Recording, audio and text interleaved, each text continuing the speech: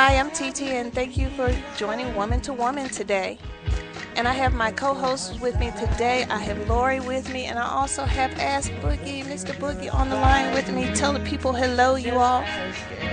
Hello, all. How are you today? We actually have some interesting topics today. We have some interesting news to share with you, and our topic for today is going to be emotional affairs in relationship as well. And we also have a Who Becomes Rich game on the show as well. So we're going to start today off with the news, and Boogie is going to go through that with us. Just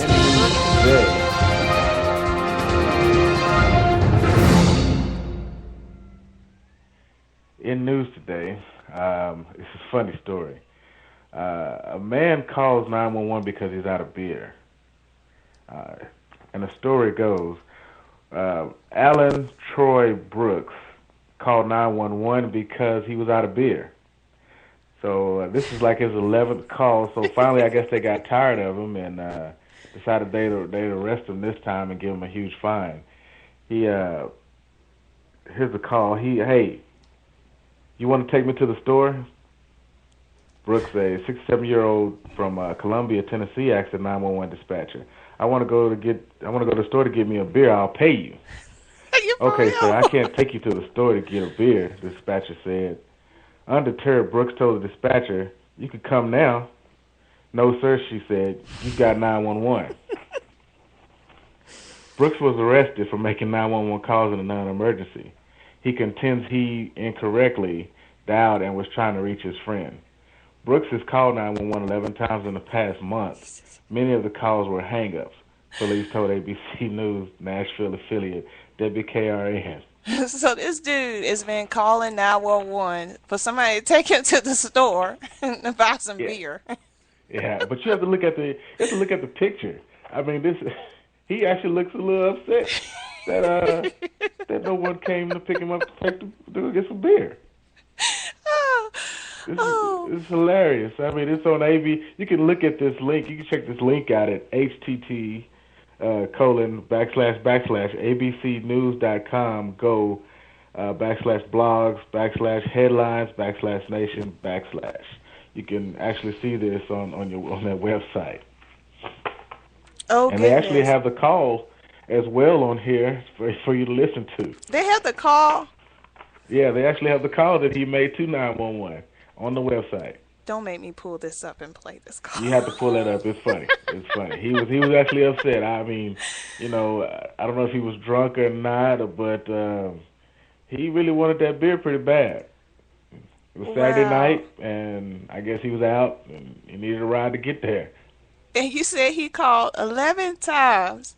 He's called 11 times, I guess, in the past month or so, and they said most of them have been hang-ups, but I wonder what the other call, they said most of them have been hang-ups. So what about the other ones? Yeah, I mean, did he sit and carry on the same conversation or what? They didn't say, but I suspect that it might have went the same way. That is just, I mean, you hear somebody thinking about or saying something dumb that they're going to do something like that, but really, to do it? Yeah. He takes really designated driver to a whole nother level. Yeah. He was seriously, he wanted his beer. And how old was he again? 67 years old. Okay, wait, I see it. I see it. You have to see this picture. I see it, and I got the video. Hold on. I'm going to see if I can play it loud enough she can hear it. I mean, my dad is 70, and I can't imagine him calling and looking for a beer. When a community in New Orleans gets the investment it needs, houses are built, jobs return, businesses grow, and an American city makes progress. Okay, so you got in the accident at Arby's and now you're at Galloway Street? Okay, what type of vehicle are you going to be in? Dispatchers at the Murray County 911 Center are trained to handle a lot of situations, but some of the calls they answer are anything but emergencies. There has been everything from, can you bring... I can't hear you all, so I can't tell if you can hear the call or not. Yes, I can hear it. Oh, you could hear it? Yeah, okay. we can hear it. So here you go, play. Me a Pepsi so I can burp because I have indigestion to my chia pet died. And then there's this one. Hey, you want to take us to You want to take me to the store? Won't take you to the store. Huh? What's going on, sir? So, give me a beer. I'll pay you. Okay, sir, I can't take you to the store and get you a beer. Yeah, you can't come now. No, sir, you got 911. Police say the man used a cell phone to call 911 not once, not twice, but several times. In the end, he didn't get a ride to get beer, but he did get a ride to jail. The caller is 67-year-old Alan Brooks. He was charged with making aggravated 911 calls in a non-emergency situation. When asked by police if he'd been drinking Saturday, Brooks admitted a little. He told us the calls were accidents and he was trying to reach a friend. No, what happened? I died. Wrong number. Drunk dialing 911 for beer may sound funny, but Assistant Director Susan Mitchell says it's serious stuff, and this sort of thing happens all the time. They tie up people that could be answering a call for somebody who is in trouble or having a life or death situation. If there's a lesson to be learned, instead of don't drink and drive, don't drink and call 911. A mistake Brooks says he won't make again. Lori Mitchell, Nashville's News 2. Oh my goodness. Did you see the video, see his face when they confronted him on his porch? And he was so serious. The poor man got arrested. Oh, yeah. Yeah, he was serious about that. I mean, they said, if you need a designated driver, call 911, So why not get a designated driver to drive you to the beer store? Oh, my gosh. That was too funny. And just the seriousness when he said it, too. Anyway, what else is in the news? That's crazy. Oh. Well, I don't know if we can get past this story, but on a more somber note, monsoons pummeled the Philippines. I guess this. I'm looking at a picture here, and this happened, I guess, on yesterday, possibly. It looks bad. I mean, the whole town is covered, of Manila. And they said about 60% of Manila, a sprawling metropolis of about 12 million people, remained inundated on Wednesday. Wow. So, I guess floods came in, and there's like thousands of people that are homeless. And I'm looking at where they're saying about 850,000 people are displaced at the moment. It's amazing how something could just happen. Just one day it's fine, and next day there's some freak of nature, and just everything is wiped out. It's like, what happened? Your home, your family missing, and just complete chaos. Yes, that's why people should really be thankful for what they have at the moment. You have a lot of people that are very unappreciative of how they live and what they have at the moment. But you should be very thankful because that could happen to you as well. I know. Yeah. Well, that's just to start over and try to pick yourself up, and half your family's gone, or all your family may be gone. All you got is clothes on your back, and and your life really, and having to start over for something like that. Well, we'll keep them in prayer. Did we have anything else in the news today? That's all I have at the moment. All right. Unless we get a call from the beer guy, I don't know. Which reminds me, if you'd like to join today's call-in conversation, you may dial in at 559-726-1200 and enter code 932-985-pound. Again, that number is 559-726-1200, code 932-985-pound. Let's get into our topic today. Our topic today is emotional affairs and relationship. Have you ever been to work, or not even, you don't even have to be work, or church or somewhere where you socialize with other people, and you get to the office and you get in your little clique group, or you end up having to work with somebody maybe of the opposite sex and on a regular basis, and you end up sharing parts of your life? Start talking about stuff that's bothering you, stuff in your marriage, your family and stuff. And before you know it, you're really talking about, sharing about this information. and stuff. So that's something I wanted to talk about, 'cause that's a commonplace. Because I remember when I was in the office, we had our little quadrant and we would click. It was a group of 4 of us in our little quadrant. It was 1 guy and 3 girls. And we would all run different scenarios and relationship stuff and ask different questions back and forth to each other. And I was doing another show about relationships, and this particular segment was on the show about an emotional affair. And it dawned on me how easily and how commonplace it could be to take place in that interaction to cause forth an emotional affair. When you think about affair, you think about a physical affair. It's the first thing that comes to your mind. But a whole aspect of an emotional affair without any physical aspect of it was like, oh wow. Then I had to sit here and think, okay, out of my life, have I participated in some type of emotional affair? So I had to think about that. And so looked up some information about it, and it had a few interesting aspects to say about it. But has anybody else end up just conversating, really? But you can see how easily that conversation could turn into something else. Yes. I mean, my thoughts on that is that a lot of times you don't even, I mean, the person that you're talking to and about the problems that you're having, sometimes you don't know their agenda. And you just may be trying to vent. But sometimes I've seen it to where they use that, the stuff that you're telling them to turn it around to try not to do those things that you're going through, just for the purpose of getting what they want from you. So you have to be very careful about who you're, divulging this information to. Exactly. So emotional affairs can become, can become almost like a basic instinct type of thing. Yeah, and it can turn into something physical if, left long enough. Oh, yeah, definitely. And a lot of people don't realize they're even having them.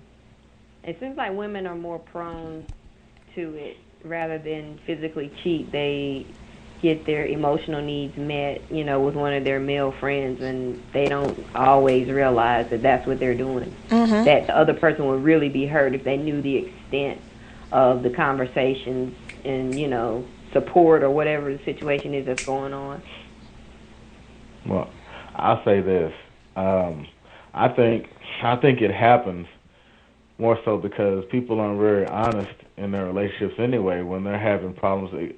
I've seen this, and I dealt with this in my own relationships, that, I'm more of a person that say what's on my mind. If I'm having a problem with you, or if I'm not happy, I'll tell you, that this is bothering me, that is bothering me.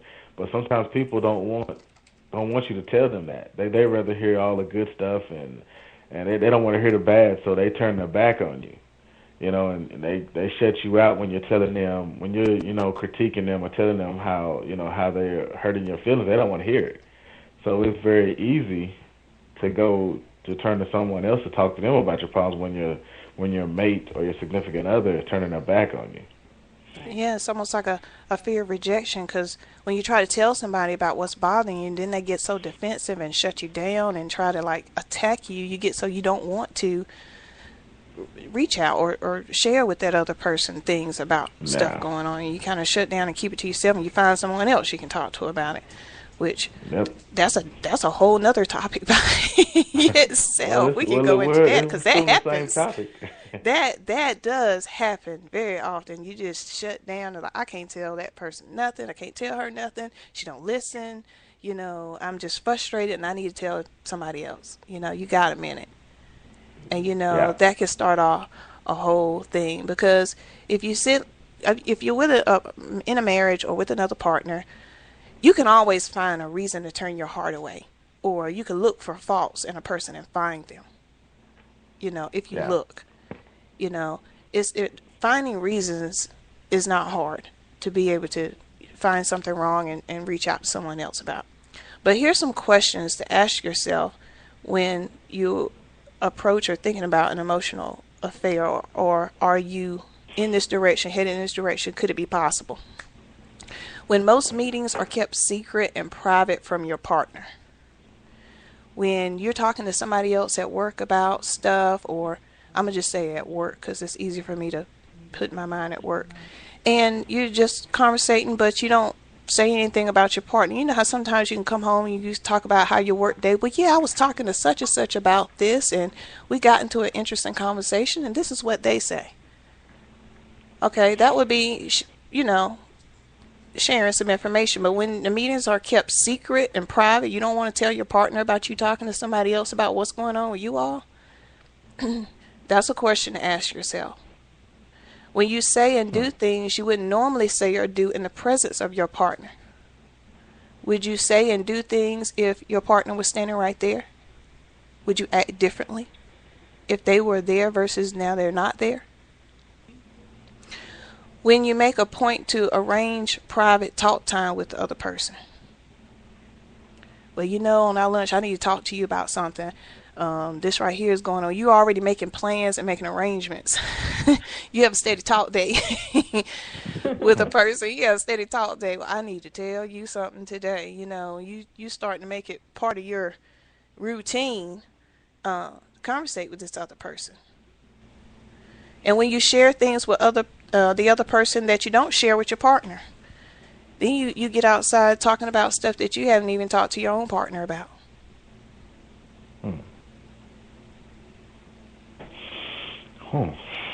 So those are good topics. Those are also some good questions. And when you're having an intimate conversation with another person of the opposite sex, it's considered opening a window. And this was on a show. This was actually on Jimmy and Karen with Marriage Today. And he says this could be a person at work or in close proximity that you work with or you hang around. And when you're sharing information about the state of your marriage or relationships, or your feelings about your personal relationship, it becomes intimate and you're opening a window. At the same time, you're not going to go tell your partner, and it's building a wall between you and your partner or spouse. So the more you're sharing with this other person, the bigger the window gets. But also at the same time, the more you're sharing with this other person, the bigger the wall is getting between you and your partner. And I thought about that for a minute. I said, that makes sense. Because it creates a distance there. I mean, you start sharing more, and then that changes from, okay, well, I am happy to see this person over here because I know they're going to listen and understand, and you start being happy about the talk and the time you're spending with this other person, and you're carrying that with you, and then you're going and facing your partner, and then all you can think about is the faults. What's wrong? What's wrong with the relationship? You're not doing this and you're not doing that. And there's not that communication there. You're kind of shutting that person out slowly, and surely you're pushing the other person out. I have a question. Go ahead. Okay. Now we're talking about emotional affairs and so forth. Now, when I mentioned that sometimes, when you can't vent to your spouse or your significant other or tell them how you feel, they shut you out. Are you wrong for having an emotional affair when you're kind of put in that kind of situation where you can't go to your spouse or significant other about y'all's relationship? Well, you could say this. Even if they kind of shut you out, even if you still say what it is you're feeling, they can't come back and say, well, you didn't tell me nothing at all. I didn't know what was going on. If you try to address it to them anyway, even though they do shut you out, I'm going to still try to tell you what's going on. I might get rejected, might not feel good, but I'm trying to tell you what's going on. Because if I can't tell you and be open with you about what's going on with me and how I'm feeling, then what's the point? Because this relationship ain't all about you. Well, the other person. So, I would say I still will attempt to try to talk to my partner, because then later on, well, you never told me. If you had sat down and told me about that before, then maybe we wouldn't be having this conversation or having this problem. I don't want to hear none of that. So, I'm going to tell you, so you can't come back and say, I didn't try to talk to you about this. I wanted to sit down and work this out. This wasn't addressed before. Whether they listen or not, that's a whole nother ballgame, because you can't make a person listen. You can't make a person change. Change is not change until they change.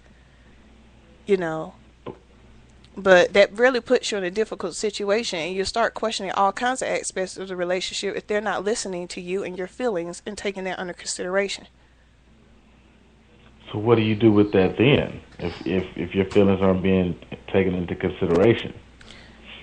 That's when you seek counseling, spiritual counseling or marriage counseling at that point, to try to help the relationship, because it's just going to get worse at that point, and you're going to end up not talking, and then you're going to end up down the road of divorce court.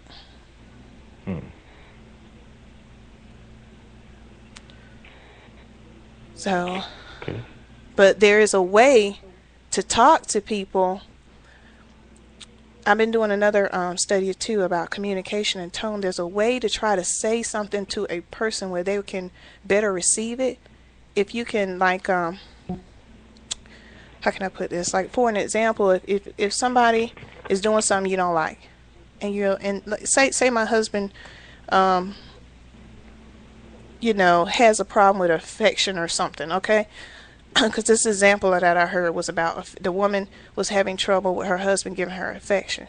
So what she did, she was like, honey, how could someone who is knowledgeable and loving and respectable as you not be able to show me this kind of affection? A way to say it that's not degrading a person, not putting them down, but able to say it in a sweet way. It almost sounds like patronizing. It's almost, especially like for men, because men have ego thing too, that women try to fight through. You don't want to approach somebody with a finger point or a blame, but if I could, lift up your good qualities and put that out there first, you're more receptive to hear what I have to say that follows it. You know what I'm saying? Because if I come at you and say, look, you're just not doing this, and have a bad attitude, you're not going to listen to anything I say after that, and you're just going to be like, well, forget you. Well, you got a bad attitude, and you this. And it gets nowhere in the conversation. You know what I'm hearing, TT? Excuse me for this. What I'm hearing now is that people are such wusses now that everything has to be handed to them on a platter with sugar coated on it, in order for them to respond in a mature way.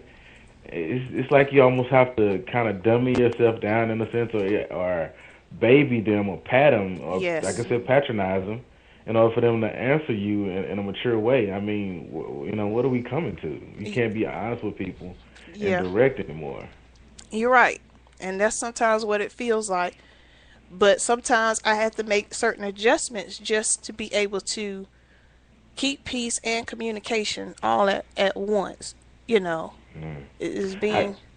But yeah, some people you just have to treat some people like that. And upbringing, I guess, Yeah. That and the person's experiences, the person's experiences and what they're dealing with really on the inside, because our reactions come, from childhood, from how we've always reacted. So if you haven't really gotten in touch with those things that you got buried deep that are affecting you, because it's somewhere along the way you got angry and you never resolved that anger, and there are triggers that make it come out. And then, two, if you approach dealing with people, I'm going to communicate out of love, in love. You're not going to be coming at someone negative, and if you say I'm going to respond in love or out of love, then you're not going to have the reaction to them no matter how they react. You can still respond out of love. You can only control, yours. And usually, sometimes if someone else is cutting the food and going crazy, if you're peaceful, if you're not matching them and escalating with them, because then it becomes your pride or whatever, your ego. If you can remain in that state of love and communicate in love, then you'll walk away okay, no matter what that other person does, says, or whatever. It doesn't mean if they can't get to that place too that you can continue to deal with that. But if you are strong and you're secure in how you're going to approach it, I think that you can avoid that. I agree. I have learned that as well, because the way stuff was trying to get communicated and resolved before just was not working. So I had to make a major change to be able to find a way to communicate with my spouse to where he can listen to it. And I have to, I had to learn about my tone, my attitude, and how I'm going to say stuff before I say it. I have to map out in my mind what I'm going to say, just so, because I know what trigger points it is, and I try to stay away from that. And at the same time, I'm trying to let him know something without trying to put like a fault, blame, or bash into it. So I've really been renewing my mind in that area of how to do this, and it works. It's been working, so praise God. But it's been working. Well, I have to say on my end, no, I haven't mastered that. I don't know how to approach that, because it's like if I try that way of being nice and say, oh, well, kind of in a patronizing way, or trying to point out good points, then it kind of goes to another level where, okay, he's nice. He's being nice to me. Now I can take his kindness for weakness. That's where it gets to the point where in my relationship where it's like I start, I try to be nice about it and try to, come in a different direction. And it's like, well, he's being nice, so let me see how far I can take this. But and then when I'm mean, oh, you're just so mean. You just, so what do you do at that point, But is that the actuality of it, or is that your perception of it? Because maybe somewhere that's how you feel. That may not be how, the other person feels in that, but because you feel like if I'm being nice, I'll be perceived as weak or whatever can be walked on. It might be your own feelings that are causing that reaction when that person is not even actually doing that. Well, it derived from past experiences with this person, so it's not something that just kind of like happened overnight. It's just my perception of, over years of time, the same response, Yeah. It's almost like, from what you're describing, it's almost like they're taking advantage of the spouse in the relationship. Even though they're coming out nice, that doesn't mean you could still do what's bothering me or still cut up in that any kind of way, because I'm trying to approach you with something nice in a nice way about it, instead of, getting all upset and then you like, well, you mean, you could, and then that's a whole nother boohoo cry area and, cause another drama that you really don't want.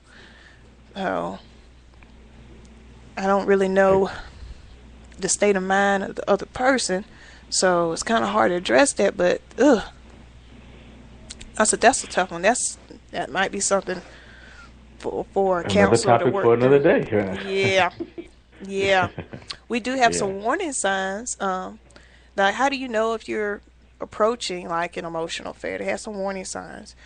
When you avoid telling your partner how much time you spent conversating with the other person is a warning sign. Do you tell this person more about your day than your own partner is a warning sign.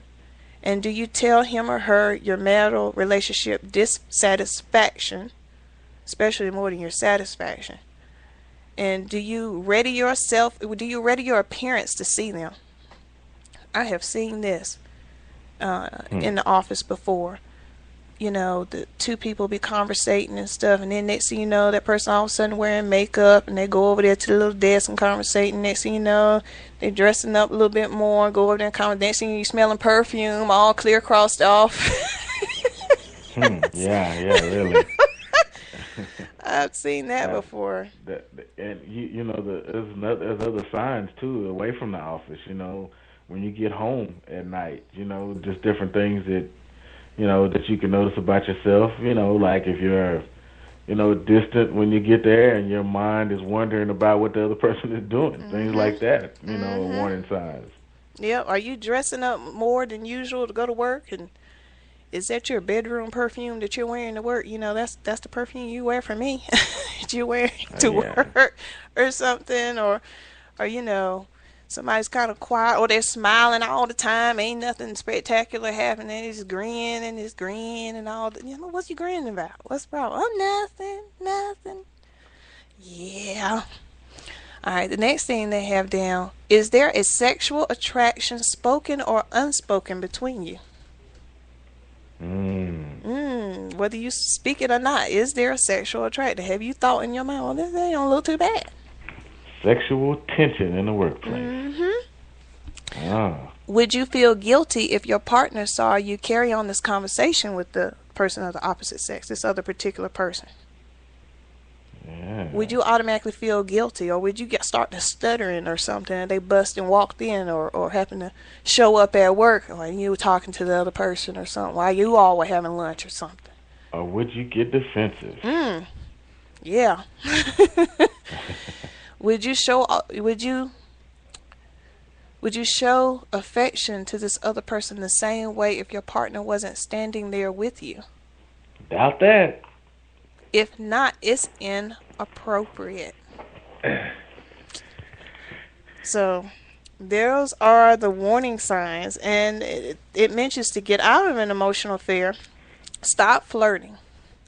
Men flirt, women flirt, stop flirting, period. There's a lot of people I know that are just natural flirts. They could be married and they just go into the gas station, just flirt with everybody. Just to be talking, chit-chat, just flirt. Now, when you say flirting, we need to get this one. This maybe, I don't know if this is a topic for today or another day, but when you say flirting, we need to have boundaries that are set for flirting, right?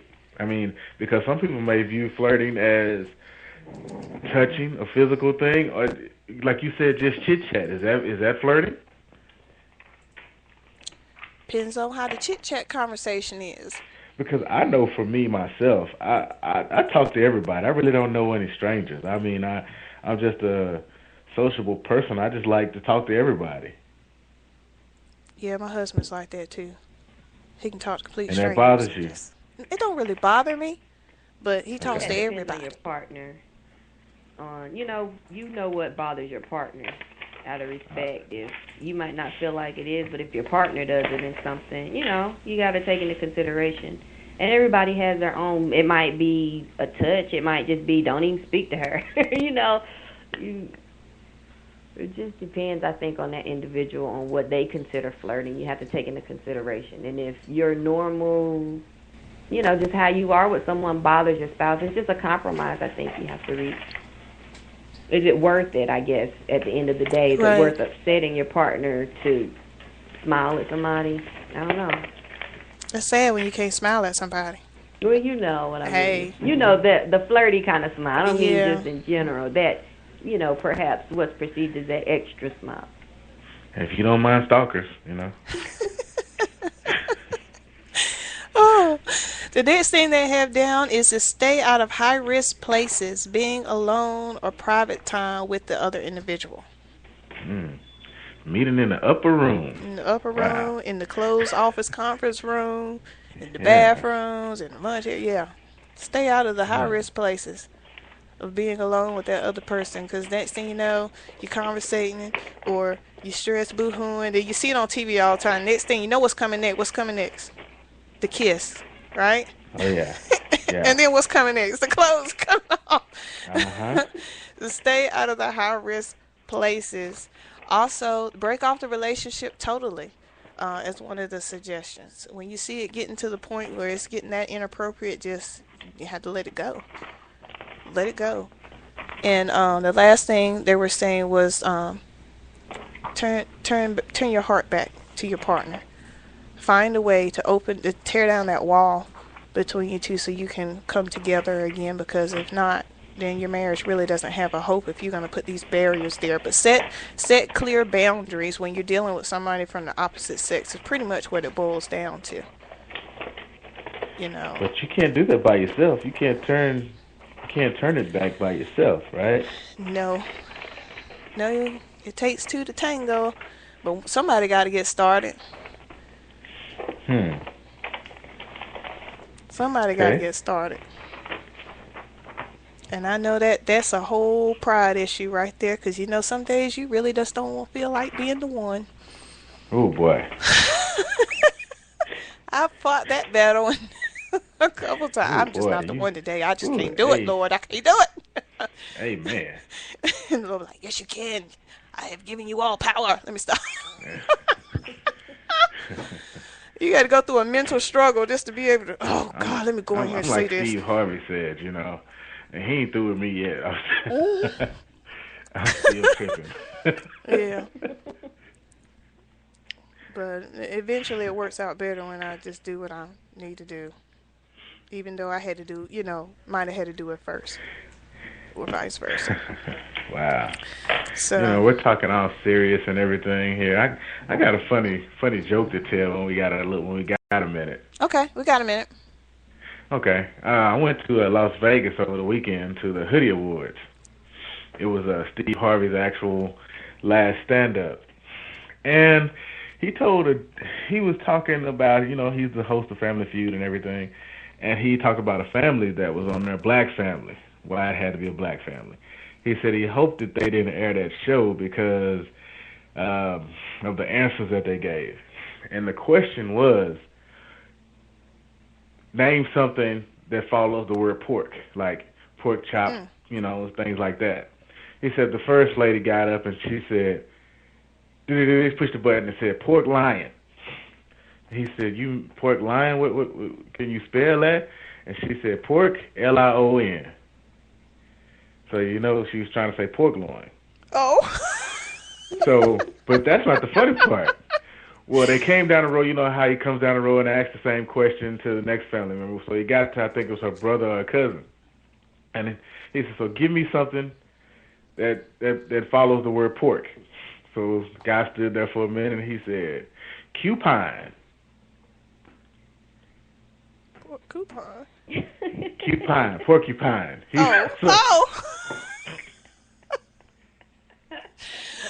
Okay. So Steve Harvey said he had to shut it down, and they had to stop the show because he was on the floor crying and laughing. He had to stop the show. So he said he hope it doesn't air, but stay on the lookout for that episode. I laugh at that show all the time. When I do catch it on TV, it's hilarious, the stuff that come out of people's mouth. Yeah. I'll be sitting there crying sometimes. Like, where in the world did you get that from? Especially if it's one of them questions they ask about sex or something, or lingerie or something. The stuff that come out of the people's mouth is just hilarious. So funny. It is. If you ever take the time just to listen to it, and Steve Harvey already kind of funny anyway, but he gonna really pick if you say something stupid. Oh yeah, you have to look at those facial expressions he gives when his mouth is wide open and he start looking to the left and right. Yes. And that's the funny part. Yes, it is, man. And if he got to hold his head down and shake it, boy, I'm already laughing. You know how he drop that head and he be shaking, and then he tap the hand on the on his. He did a lot of that at the Hoodie Awards, actually. Oh boy, but it does be hilarious. Actually, Bobby Brown scratched up a brand new Ford. Not the Focus, but the nicer one. What is that? I forgot the name of that car, but he actually scratched the car up dancing, and he jumped on the hood of it during the show. So he was trying to get out there before the police came. Of course, they were looking for him, I guess. He always doing something. God, don't he get tired of being in the news, on the TV, or in court? Really? And he tired of court? He need to have his own segment on Judge Judy or something. I mean, really? Yeah. Calm down, man. Have you ever think of anybody that had an emotional affair with Bobby Brown? Can you imagine that? What is he gonna tell them? Man. I'm sure or even have an emotional affair with Bernie Mac before he died or something. What do you want to know? I ain't got nothing to tell you. You sounded like him too. Stop. Oh, I miss Bernie Mac. It's just his voice, his particular type of voice, man. Nobody could really do a good Bernie Mac, but that was pretty good.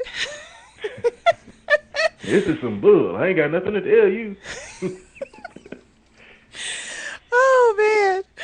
All right, we're coming down to the end of the show today. I'd like to thank my guests today, Lori and Boogie, and I'd like to thank those of you who listen to the show, and thank you for coming out to Woman to Woman. We'll see you next week.